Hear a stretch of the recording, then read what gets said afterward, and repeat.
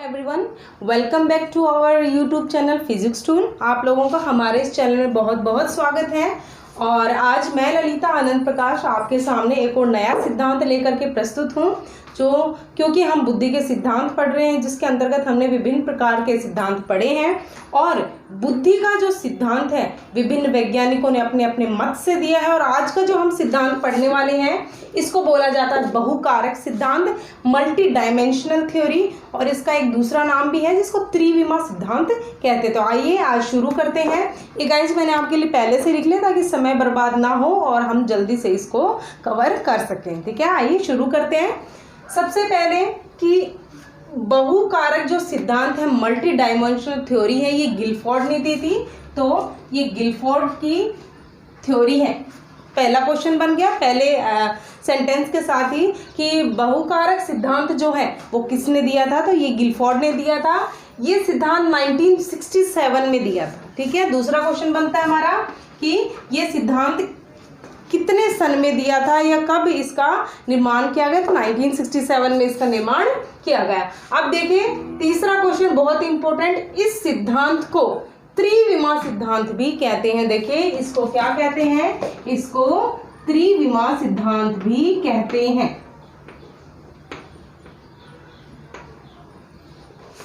इसका दूसरा नाम क्या है, त्रिविमा सिद्धांत। अब ये जो त्रिविमा है, त्रि से अर्थ है कि इसमें कुछ ना कुछ तीन है।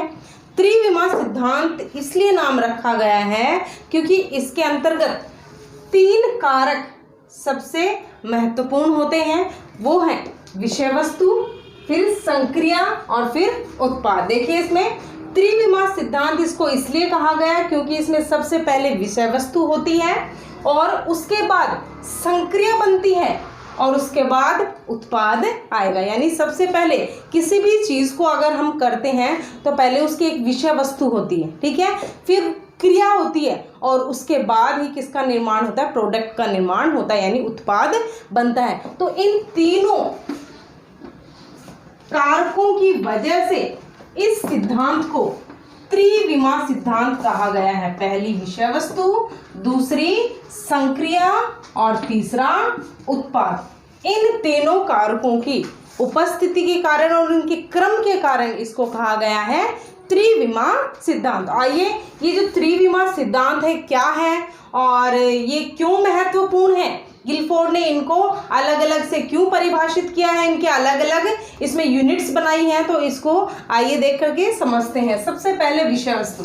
देखिए विषय वस्तु के अंतर्गत इन्होंने 4 बिंदुओं को महत्व दिया है। विषय वस्तु के अंतर्गत इन्होंने कितने बिंदुओं को महत्व दिया है, 4 बिंदुओं को महत्व दिया है। सबसे पहली आकृति, दूसरा शाब्दिक, तीसरा सांकेतिक, चौथा व्यवहारिक। तो आइए पहले इसको समझते हैं। देखिए विषय वस्तु के अंतर्गत सबसे पहले है आकृति।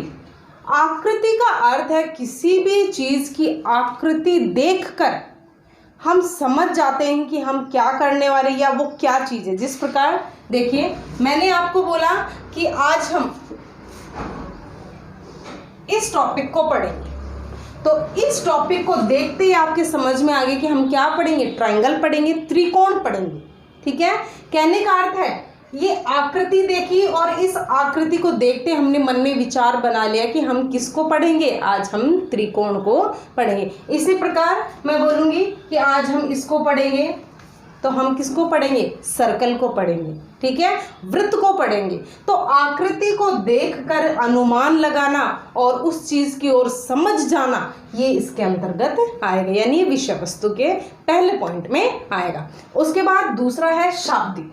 शाब्दिक मैं आपको बोल करके पढ़ा रही हूँ, ठीक है, यानी वर्बली मैं आपको पढ़ा रही हूँ, मैं शब्दों का उच्चारण लेकर के आपको समझाने की कोशिश कर रही हूँ, तो ये क्या हो जाएगा, शाब्दिक हो जाएगा। ठीक है, तीसरा आ जाएगा सांकेतिक, यानी संकेत के आधार पर कार्य करना या समझना। ठीक है, बुद्धि क्या होगी, अगर हम संकेतों को समझ जाते हैं तो हमारी बुद्धि तीव्र होगी। जैसे फॉर एग्जाम्पल, जैसे हमें कभी ऐसी परिस्थिति आ जाती है जहाँ हमें बोलना नहीं होता और किसी को इन्फॉर्मेशन भी देनी होती है। ठीक है, तो हम क्या करते हैं, इशारे से समझाते हैं। वो जो इशारे होते हैं, जिस प्रकार हम बहुत सारे बच्चे क्लास में बैठे हैं, ठीक है, और वो गणित के टीचर जो गणित के अध्यापक हैं उससे बहुत ज़्यादा डरते हैं। उनसे डरने के कारण वो क्या करते हैं, हमेशा गणित से दूर भागने की कोशिश करते हैं और उन टीचर के आने से पहले ही वे बच्चे जो टीचर पूछने वाला था उसको फटाफट रटने लग जाते हैं। ठीक है। अब एक बच्चे ने, अगर वो बच्चा जोर से बोलता है कि हमारे गणित के अध्यापक आ गए हैं, तो पूरी क्लास में सुन जाएगा, टीचर को भी सुन जाएगा और टीचर उसकी पिटाई करेगा। तो वो क्या करता है, सभी बच्चों को हे तो इसका क्या अर्थ हुआ, बच्चों ने समझ लिया कि अध्यापक आने वाले और पहले से एक्टिव हो जाते हैं। इसी प्रकार से दो दोस्त होते हैं, उन दोस्तों को अब जोर से बोल करके बोलेंगे, छत पे खड़े हैं, जोर से बोल के बोलेंगे तो पूरे मोहल्ले वाले सुन लेंगे कि ये क्या बातें कर रहे हैं। तो उनकी बातें होती है जैसे हमें कहीं जाना है तो इशारा क्या करेंगे, चलें क्या, ऐसे इशारा करेंगे। तो इसका क्या अर्थ है, वो दूसरा अर्थ समझ जाएगा, चलें क्या। ठीक है। तो इस प्रकार जो संकेत की भाषा होती है, जिसमें हमें बोलने की आवश्यकता नहीं होती, केवल इशारों की आवश्यकता होती है, वो इसके अंतर्गत सांकेतिक बुद्धि के अंतर्गत आ जाएगी। यानी जिसकी बुद्धि तीव्र होगी वो संकेतों की भाषा समझ जाएगा। और वो जो संकेत होते हैं वो संकेत सिर्फ उसके लिए ही होते हैं या वही समझता है जिसके लिए हमने भेजे हैं, तीसरा व्यक्ति समझ नहीं सकता। जबकि हम उसी बात को भाषा में बदल के बोलते हैं, जैसे चलो चलते हैं, घूमने चलते हैं, तो तीसरा व्यक्ति भी उसको समझ जाता है। और अगर हम इशारे में बोलते हैं तो केवल वही व्यक्ति समझता है जिसको हम बोल रहे हैं। ठीक है। चौथा आएगा व्यवहारिक। व्यवहारिक के अंतर्गत आएगा जिस प्रकार एक अध्यापक है, एक बच्चा है, एक बच्चा उस अध्यापक को रोज सुबह मॉर्निंग विश करता है। ठीक है, कि गुड मॉर्निंग सर या प्रणाम सर। अब एक दिन किया, दूसरे दिन किया, तीसरे दिन किया, लेकिन 3-4 दिन से वो टीचर उस बच्चे को कोई भी जवाब नहीं देता, यानी उनको वापस रिस्पॉन्स नहीं देता। तो वो बच्चा क्या करेगा, वो बच्चा समझ जाएगा कि ये जो टीचर का व्यवहार है शायद ऐसा ही रूड है, तो मैं उसको विश क्यों करूं, सुबह सुबह मॉर्निंग विश क्यों करूं। तो वो बच्चा नहीं करेगा। यानी कि किसी के प्रति हम कोई कार्य करते हैं और उसका हमें रिस्पॉन्स नहीं आता तो हम उसको व्यवहार को समझ जाते हैं, तो ये व्यवहार के अंतर्गत आएगा। तो ये जो विषय वस्तु है, इस विषय वस्तु को गिलफोर्ड ने कहा है कि विषय वस्तु 4 प्रकार की होती है। चारों हमने समझ लिया, आकृति वाली, शाब्दिक वर्बली वाली, सांकेतिक संकेतों में समझाना इशारों में, और व्यवहारिक यानी कि किसी के बिहेवियर को देख करके समझ जाना कि वो हमसे रिस्पॉन्स चाहता ही नहीं, इसीलिए वो हमसे बात नहीं कर रहा है। उसके बाद हम आएंगे, जैसे ही विषय वस्तु खत्म होती है उसके बाद संक्रिया शुरू हो जाए। ठीक है। जिस प्रकार पहले हम टॉपिक देखते हैं, टॉपिक के अंदर जाते हैं, फिर मैटर पढ़ते हैं और लास्ट में हम उसका प्रतिफल निकालते हैं, या लास्ट में हम एमसीक्यू देखते हैं। क्या हम ऐसा देखते हैं कि किसी टॉपिक को पढ़ते ही नहीं, सबसे पहले एमसीक्यू देखने लग जाए, उस टॉपिक का जवाब देने लग जाए? नहीं दोस्तों, सबसे पहले हमें उसकी विषय वस्तु देखनी पड़ेगी, फिर उसके दौरान संक्रिया करनी पड़ेगी, उसके बाद हमें उत्पाद की प्राप्ति होगी। यानी कि ये जो क्रम है ये सिस्टमेटिक तरीके से होता है। सबसे पहले टॉपिक पढ़ते हैं, टॉपिक के अंदर का मैटर पढ़ते हैं, फिर प्रतिफल पे जाते हैं। तो संक्रिया में सबसे पहला आएगा मूल्यांकन। मूल्यांकन का अर्थ है, जैसे मैं आपको पढ़ा रही हूँ, साइकोलॉजी पढ़ा रही हूँ, आप मेरे वीडियो देख रहे हैं, मैं उदाहरण दे रही हूँ, आप मेरे वीडियो देख रहे हैं, आपको मेरे वीडियो अच्छे लगे, फिर आप दूसरे टीचर की वीडियो देखते हैं, उन दूसरे टीचर के वीडियो जो हैं वो आपको मुझसे अधिक अच्छे लगेंगे, तो हम दोनों में आप तुलना करेंगे कि किसके वीडियो हम अधिक देंगे, किससे हमें अधिक समझ में आ रहा है। चाहे समय या कुछ भी हो, चाहे उसका आंतरिक मामला कुछ भी हो, लेकिन आप एक ही सब्जेक्ट को पढ़ने के लिए 2-3 पे ट्राई करके देखोगे। आप देखो, ये बेसिक सी बात है, मेरे अंदर भी, आपके अंदर भी, सभी के अंदर होती है कि जब हम पढ़ाई की शुरुआत करते हैं तो हम चाहते हैं कि हमारा जो पढ़ाई कराने वाला है वो बेस्ट हो। तो आप 2-3 का वीडियो देखेंगे, 2-3 के वीडियो में आप तुलना करेंगे, इसने ये पढ़ाया है या इसने ये चीज़ नहीं बताई, इसने ये चीज़ बताई, तो ये हो जाएगा मूल्यांकन। ठीक है। उसके बाद आता है अभिसारी चिंतन। अभिसारी चिंतन का अर्थ है कोई परंपरागत विधि। अभिसारी चिंतन का क्या अर्थ है? परंपरागत तरीके। ठीक है। परंपरा के अनुसार चले आने वाले और उसी के साथ हम चल रहे। जैसे फॉर एग्जाम्पल ये चौक है, इसका क्या कार्य है? लिखना।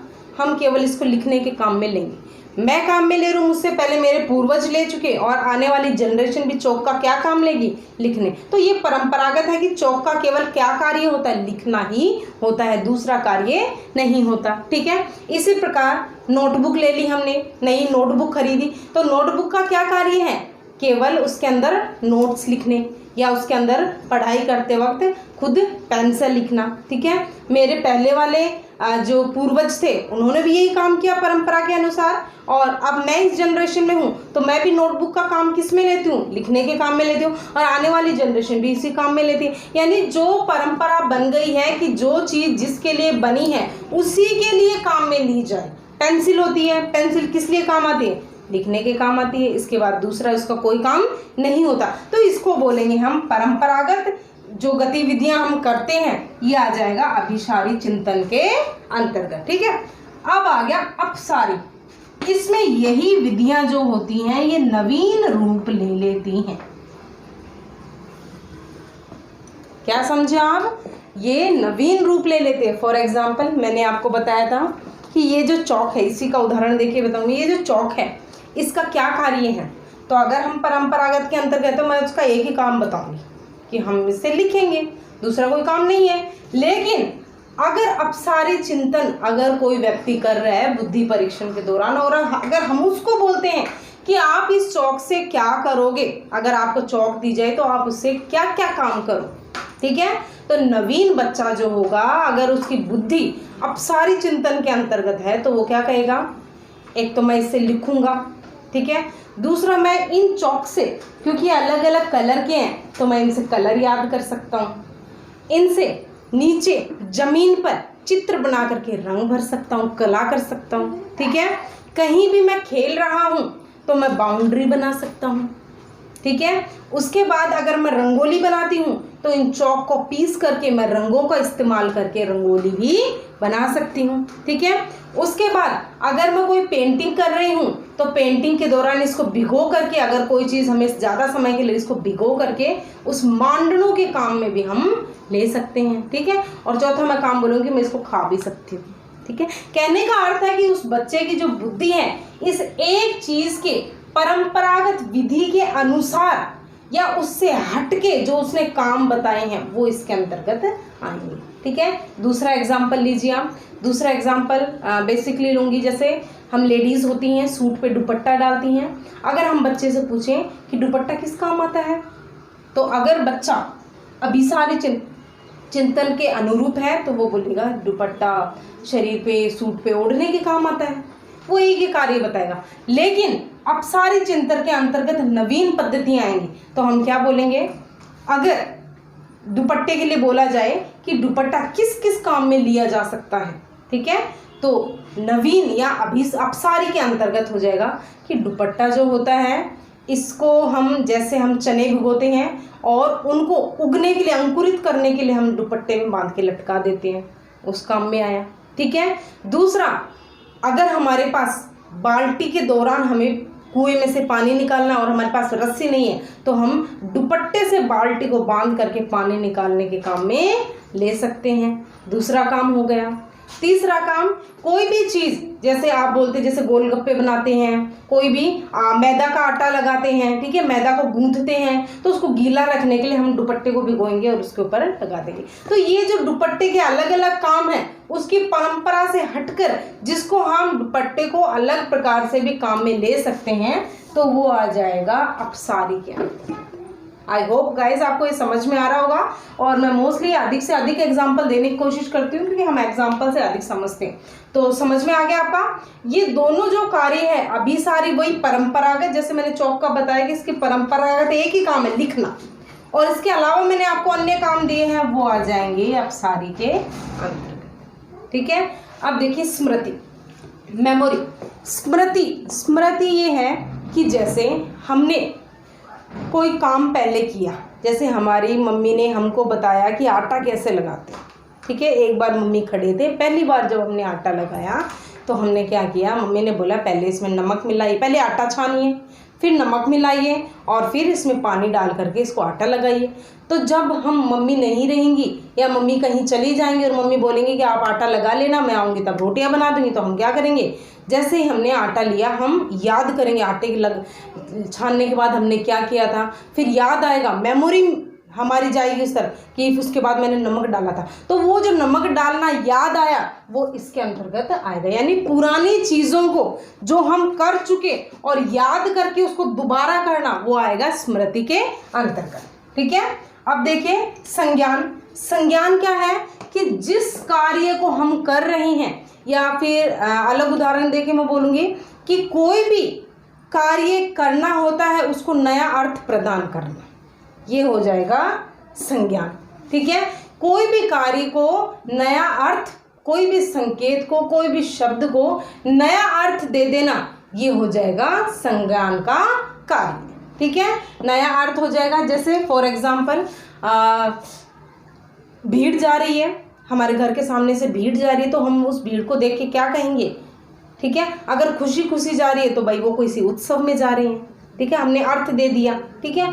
अगर वो रोते हुए जा रहे हैं तो भाई किसी घर डेथ हो गई है तब जा रहे हैं। ठीक है। अगर उनके हाथ में पूजा की थाली लेकर के जा रहे हैं तो हम कह देंगे कि ये शायद पूजा करने जा रहे हैं, तो हमने उनको नया अर्थ दिया है, वो इसके अंतर्गत आ जाएगा। तो संक्रिया के जो बिंदु हैं वो इन्होंने 5 बताए। विषय वस्तु के कितने बताए? 4। संक्रिया के बताए 5। उसके बाद बारी आती है उत्पाद की। अब उत्पाद में ये जो वर्ग है इसमें अधिक हमें समझने की जरूरत नहीं, क्योंकि मोस्टली जो क्वेश्चंस आते हैं वो विषय वस्तु और संक्रिया में से आते हैं। इसमें से सिर्फ आपको इतने पूछते हैं कि उत्पाद जो उन्होंने बताए थे वो कितने होते हैं, 6 होते हैं, कौन कौन से होते हैं ये पूछ लेंगे। दूसरा तीसरा कौन सा है, या बोलेंगे पद्धति जो है वो किसके अंतर्गत आती है, विषय वस्तु के अंतर्गत, संक्रिया के अंतर्गत या उत्पाद के अंतर्गत आती है। तो इसको समझ लेते हैं। जैसे इकाई मैंने आपको नाम लिया, तो जैसे हम कोई क्लास शुरू कर रहे हैं, मान लीजिए रीट की कर रहे हैं, तो जैसे ही हम क्लास में घुसे, रीट के बच्चे पढ़ रहे हैं, तो हम क्या बोलेंगे, हम बोलेंगे कि ये रीट का बैच है। तो उस बैच को मैंने एक इकाई के अंदर तोल दिया। जो एक ही प्रकार का कार्य कर रहे हैं उस भीड़ को हम एक इकाई के अंदर ले सकते हैं। उसके बाद आ गया वर्ग यानी क्लास। ये इकाई हो गई यूनिट, ये हो गई क्लास। क्लास का अर्थ कोई कक्षा नहीं है, क्लास का अर्थ है कि वो जो बैच था, वो जो इकाई थी, यूनिट थी रीट वाली, उसके अंतर्गत 2 प्रकार की क्लास हो गई, वर्ग हो गई। एक तरफ लड़कियां हैं और एक तरफ लड़के हैं, उसको मैंने क्लास के अंतर्गत डिवाइड कर दिया। ठीक है, इकाई में। अब ये जो संबंध है, संबंध होता है एक वस्तु का दूसरे वस्तु से संबंध। जैसे घी और आग का संबंध क्या होता है, हमेशा खुशी कार्य में भी, अच्छे कार्य में, पूजा के कार्य में भी हम घी और किसका उपयोग लेते हैं, आग का उपयोग लेते हैं, यानी कि जलाने के लिए काम में लेते हैं। और जब किसी व्यक्ति की मृत्यु हो जाती है तो उस समय भी हम किसका संबंध काम में लेते हैं, घी और आग का। तो ये जो 2 संबंध होते हैं जिसके एक के बिना दूसरा कार्य पूरा नहीं हो सकता, इसको हम इस संबंध के अंतर्गत लेंगे। दूसरा, हम राजस्थान में रहते हैं तो हम राजस्थान का उदाहरण लेके कहते हैं कि यहाँ सबसे अधिक हीट है, सौर ऊर्जा ज़्यादा है, तो हम सौर प्लांट कहाँ बना सकते हैं, राजस्थान में बना सकते हैं। सौर ऊर्जा के कारण ही सौर प्लांट विकसित हो सकते हैं। तो ये भी क्या हो गया, एक संबंध हो गया। बिना सौर ऊर्जा के कोई भी सौर प्लांट विकसित नहीं हो सकता। तो ये भी क्या हो गया, संबंध। संबंध के अंतर्गत जैसे मैंने आपको बताया